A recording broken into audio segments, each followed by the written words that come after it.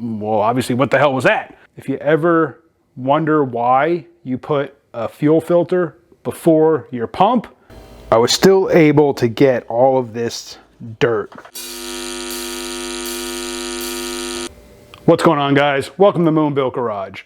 So in my last video, I was test driving the D100 and the thing was driving really, really well. I even said in the video just how well it was driving. So yeah, the truck is doing really good. I spoke too soon. I was coming up on the freeway, coming up to my exit to get off the freeway, got on the gas to pass someone, and I noticed a stumble. The thing bogged down. I mean, it sounded like it was going to cut out. So, I was like, well, obviously, what the hell was that? Get it home, and I decided I'm going to check the fuel filter. So the gas tank that I have in the D100 is out of a junkyard Ram Charger, and I did flush it all and clean it all out. But good thing I tore it apart.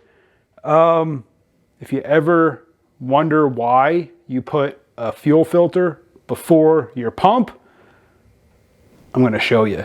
First, I got to say thanks to Red Horse Performance. Not a sponsorship. I bought this filter after hearing some really good things about them. So I had this filter in line immediately before the fuel pump. I did crack the end off of my fuel pump here to have a look on the input side. Let me open it back up.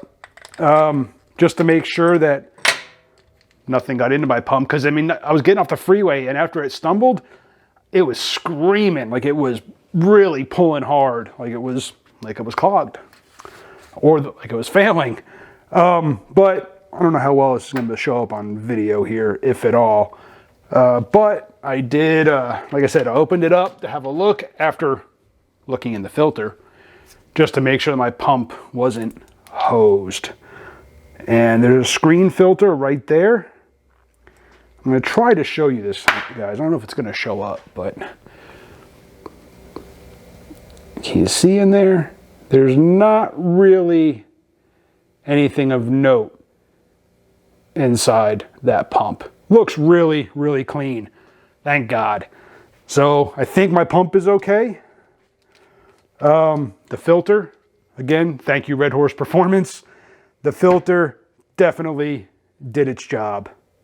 Let me bring you in here and I'll show you what this looks like. So there's the Red Horse Performance filter, and that doesn't want to focus really, but that is the crud that was in that filter. God dang! I mean, look at that. Looks like coffee grounds in there. Yeah, I don't really know. It's dirt. It seems like dirt. It doesn't seem like something deteriorated in there. It just seems like it's straight up dirt. I don't know. So yeah, definitely put a filter before your pump. I guess I gotta go look in the pump next, or look in the tank next, see if I can try to figure out what the hell is going on. All right, so new day. I rinsed out the filter element last night and let it dry out overnight. Put everything back together this morning, but before I put it back together, I was still able to get all of this dirt out of the filter. I mean, that was even after I washed it out last night. This is after it dried. This all fell out of the filter this morning before I put this thing back together.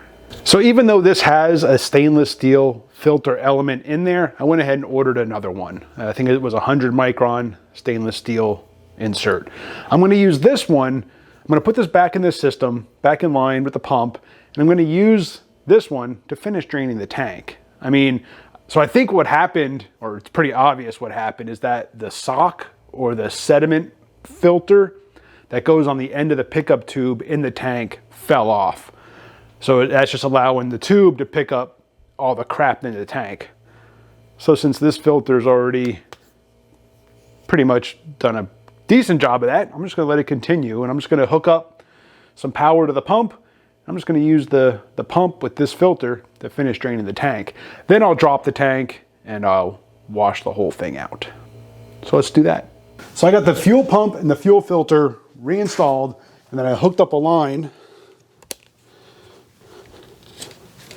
just going into a jug. And then what I'm gonna do, I hooked up a wire to the spade connector that goes down to the fuel pump. On the other end, I've got plug, hook that up.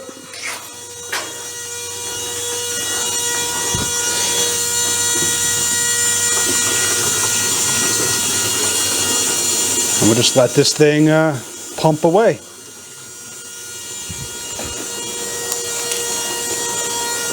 Hopefully I don't have more than whatever that jug can hold. If so, then I'll have to run to O'Reilly's or something to pick up another fuel tank. But let that run, use the filter to help clean the tank out, and then I'll drop the tank and give it a good flushing. All right, tank is out. Time to open it up, take out the sending unit, and verify that the sock or the sediment strainer on the end of the pickup tube is not attached.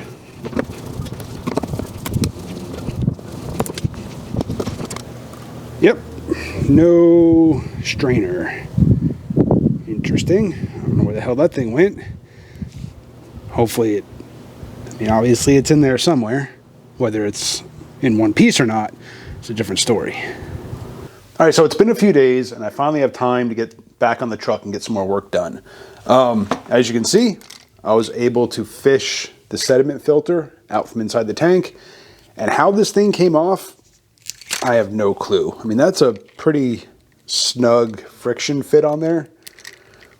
So this can just go back in the tank. But before I do that, I do want to take the tank outside, flush it out. I looked in there and there's still some more sediment, some more crud down inside the tank there. So I'm going to take it out, use the hose and kind of wash it out, see if that's enough. If not, I may have to get in there with a brush, maybe a pressure washer, get that tank cleaned out, and then I can slap it back into the truck.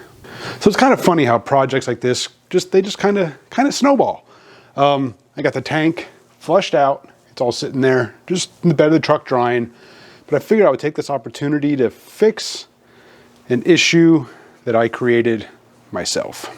So when I built this hitch crossmember bumper piece that goes behind the roll pan, I made it removable.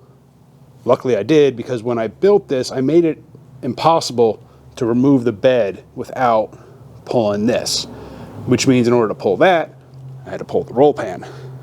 So I made the roll pan, it was all riveted in, so I had to drill all those rivets out. So I had to remove the roll pan, remove the cross member, and then I can get to the bed mounting bolts that sat, I should say, inside the frame rail here. So I figured this was the perfect opportunity to fix that problem. So what I did, let me crawl up under here, turn a light on, see if I can show you guys. Hopefully this will show up. Right up here, so these are the two bolts that go through to hold the cross member in place. And then just took some angle iron, cut it to size, welded it to the frame, and then I drilled and tapped into this support for the bed. And now I can drive a bolt up in there, and now I can get the bed off without having to remove this cross member, which means I don't have to remove the roll pan. So now what I can do is I can just go ahead and weld the cross member to the bed. The rivets, I think, were rubbing on the tailgate, so kind of interfered with the tailgate working. It worked, but it rubbed. So now I'll be able to weld the cross member in place, since I don't have to worry about taking that off if I ever want to pull the bed. So yeah, went ahead and took care of that too.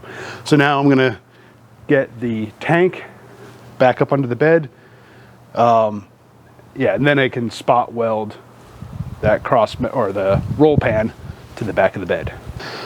All right, so you see I got the roll pan back in. I just went ahead and spot welded all the places that I had rivets in. Everything fits a lot better. Tailgate, I put it back on, works a lot better. There's no more rubbing, no more real interference. I mean, there's still rubbing because, well, you know, 1975, beat up truck, there's gonna be some rubbing, but that's in. I still gotta put rivets or weld the bottom corners in. Right now I just have little Cleco clamps in place. Fuel tank is back in.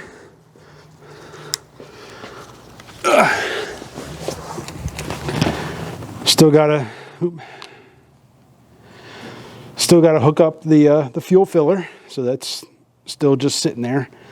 And then I'm gonna pull the filter out again and clean that out and replace the filter elements in there now with the new one from Red Horse Performance.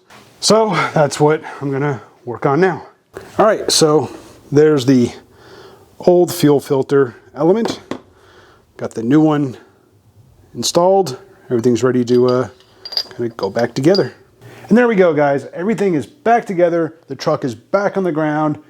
I've primed the fuel system, no leaks. This thing's ready to go back outside. So I think next video, I do want to do some tuning. I'm still running rich, it seems like.